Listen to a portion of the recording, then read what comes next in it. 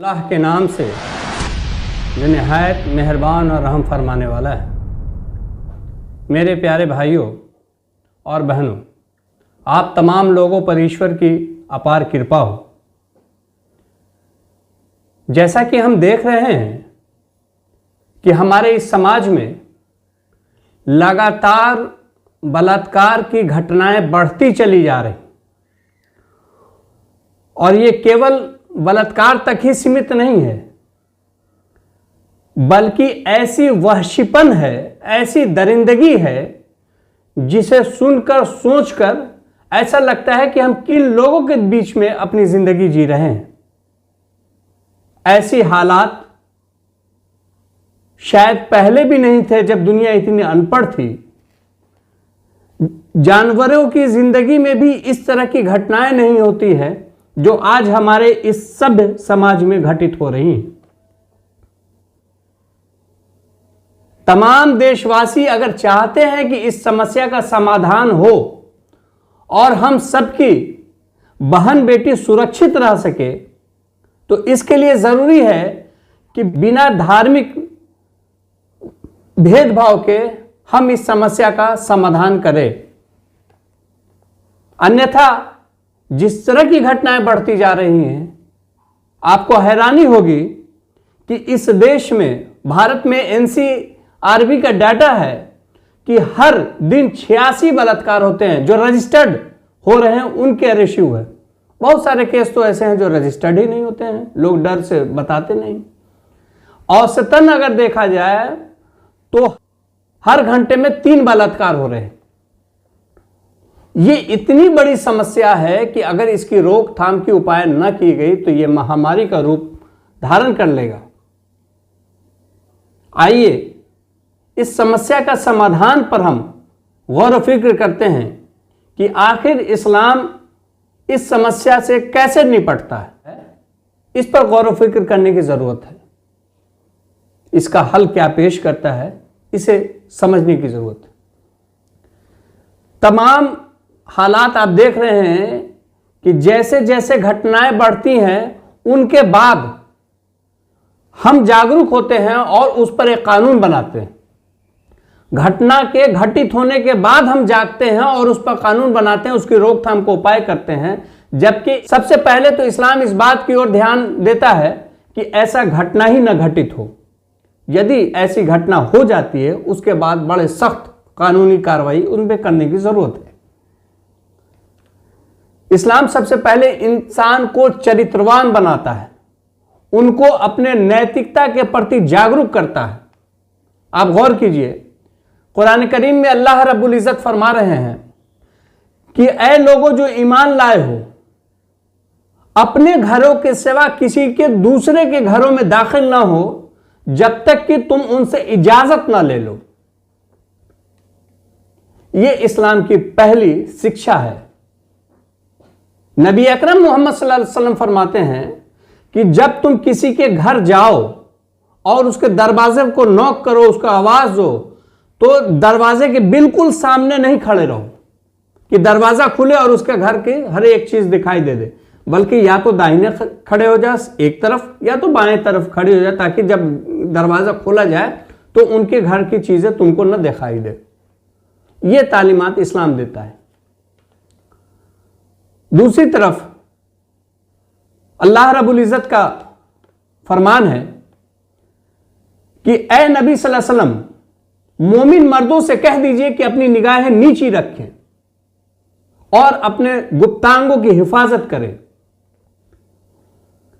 यह उन लोगों के लिए ज्यादा पाकीज़ा तरीका है और जो कुछ वो कर रहे हैं अल्लाह रब्बुल इज्जत उसे देख रहा है। यहां 2 खराबियों पर नजर देने की बात कही गई। तो फर्स्ट आप देखेंगे कि सबसे पहली जो चीज है आई कांटेक्ट। ये एक बड़ी छोटी सी चीज लगती है कि नजर, लेकिन ये बहुत खतरनाक है। ये आई कांटेक्ट से इंसान जो है अपने अंदर की ख्वाहिशात को डेवलप करता है, और वो दोनों जब एक लड़का लड़की जो है अपने आई कांटेक्ट करते हैं तो उसी में बहुत सारी बातें एक दूसरे की वो समझ लेते हैं। पहली चीज वहीं रोक दी जा रही है। कि नहीं, इसको एकदम कंट्रोल कर लिया जाए। उसके अलावा एक डर बताया जा रहा है कि यदि तुम ऐसा नहीं करते हो और गुमराही की तरफ जाते हो, इस पाप की तरफ चले जाते हो, तो जो कुछ तुम कर रहे हो अल्लाह तबारक ताला तुम्हें देख रहा है। इस बात को अपने जहन में बैठा लो। नबी अकरम सल्लल्लाहु अलैहि वसल्लम फरमाते हैं कि यदि तुम्हारी पहली नजर गलती से किसी लड़की पर पड़ जाती है, किसी औरत पर पड़ जाती है, तो वो माफ हो सकती है, फौरन नीचे कर लो, फौरन उस नजर को पलटा लो, ये माफ हो जाएगी। लेकिन अगर तुमने जानबूझकर उसको कुछ देर तक टिका दिया, देखते रह गए, तो इससे बेहतर होता कि तुम अपनी आंखें फोड़ लेते।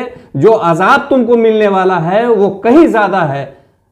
इससे अच्छा होगा कि हम अपनी आंखें फोड़ लें। ये बातें कही जा रही। आप देखिए चरित्र कैसे डेवलप किया जा रहा है, कैसे इंसान को दुनियावी लिहाज से भी और अंतिम दिन के लिहाज से भी कैसे डराया जा रहा है। और फिर कहा गया, और ए नबी सल्लल्लाहु अलैहि वसल्लम, मोमिन औरतों से कह दीजिए कि अपनी निगाहें नीची रखें और अपने गुप्तांगों की हिफाजत करें और अपना बनाव सिंगार वो किसी पर जाहिर न होने दें सवाए उसके जो नेचुरल है, और अपने सीनों पर ओढ़नियां डालकर ये निकले। अपने चेहरे को ढक करके, अपने जिस्म को ढक करके वो रहे। आप देखें कि एक तरफ पहले मर्दों को ये बात कही जा रही है, उसके बाद औरतों को मुखातिब करके कहा जा रहा है कि आपका भी जो तरीका हो, आपका भी जो मामला हो, कपड़े पहनने का तरीका हो, उसे आप भी कंट्रोल में रखिए और आप भी अपने आई कॉन्टैक्ट्स नहीं बनने दीजिए और आप भी उन चीजों की हिफाजत कीजिए जिसको ईश्वर ने आपकी खूबसूरती के लिए बनाया है। तो ये एक बात जो है सो आती है। अब सवाल है कि इस्लाम कैसी व्यवस्था करता है। अगर इन तमाम पहलुओं के बाद कोई घटना घट जाती है, कुछ लोग ऐसे होंगे समाज में जो ईश्वर का डर भी नहीं रखते होंगे, उनको समाज का भी डर नहीं होगा और वो इस तरह की घटनाएं कर गुजरेंगे अपने नफ्स के आगे, अपने ख्वाहिशात के आगे, ये इस तरह की घटनाएं करेंगे। अब इस्लाम का जो कानून है वो बड़ा सख्त है। ऐसे लोगों को सरेआम पत्थर मारने का हुक्म देता है, कोड़े मारने का हुक्म देता है। नबी अकरम सल्लल्लाहु अलैहि वसल्लम फरमाते हैं कि एक ऐसा दौर आएगा जब औरतें पूरे जेवरात से लदी हुई होंगी और रात में वो मदीने से मक्का जा रही होंगी और सिवाय उनको अल्लाह की किसी का खौफ नहीं होगा। ऐसी व्यवस्था हम लागू करेंगे। इस्लाम के द्वितीय खलीफा हजरत उमर फारूक रजी अल्लाह अन्हु का एक वाकया याद आता है कि एक औरत रात में सुनसान रास्ते पर खड़ी थी। आपका उधर से गुजर हुआ, आपने उस औरत से पूछा कि क्या बात है, क्यों खड़ी हो यहां?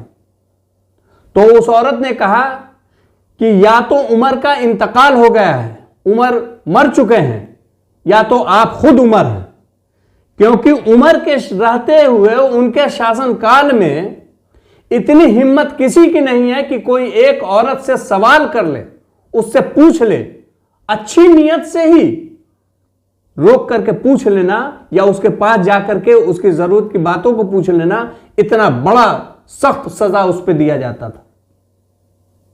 ठीक है, वो खड़ी है, उसकी जो मजबूरी होगी तो वो खुद आकर के आपसे पूछेगी। जिसकी जरूरत है वो खुद आकर के पूछेगी कि भाई हमको इस बात की जरूरत है, हमारी ये परेशानी है, आप हल कर दीजिए। ये अख्तियार जो है नहीं दिया गया है कि आप अकेले देख करके उसके पास जाएं।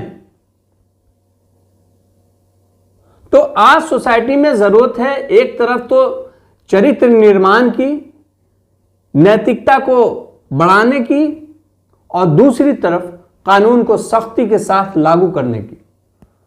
चाहे जो भी हो उसको कानून के मुताबिक सजा दी जाए और सख्त सजा इस पर होनी चाहिए। आप देख रहे हैं कि जिस तरह की घटनाएं बढ़ती जा रही हैं आए दिन, वो हमारे देश के लिए, हमारे सभ्य समाज के लिए बहुत ही घातक है। और ये हम अगर समझते हैं कि हम सुरक्षित हैं, हमारी बहन बेटियां सुरक्षित हैं, तो ये जान लीजिए कि अगर इस तरह से होता रहा तो कोई सुरक्षित नहीं रहेगा। अगर इंसाफ नहीं मिला तो जाहिर सी बात है कि उन लोगों की हिम्मत बढ़ती चली जाएगी जो इस तरह का अपराध करते हैं।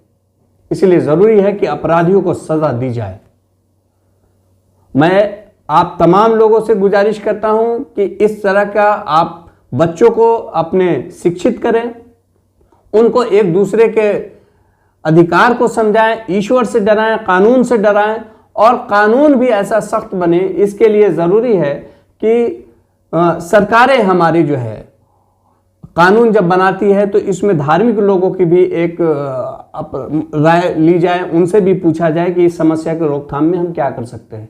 और न्यायालय और पुलिस को खास इंस्ट्रक्शन ये दिया जाए कि भाई ये मामलात में छानबीन का जो मामला है वो अच्छे से हो, सबूतें जुटाई जाए ताकि कोई भी अपराधी बच न सके। इसी उम्मीद के साथ कि हम लोग इस हालात को काबू में करने की कोशिश करेंगे और अपने बच्चों को सही नैतिक शिक्षा देंगे। धन्यवाद।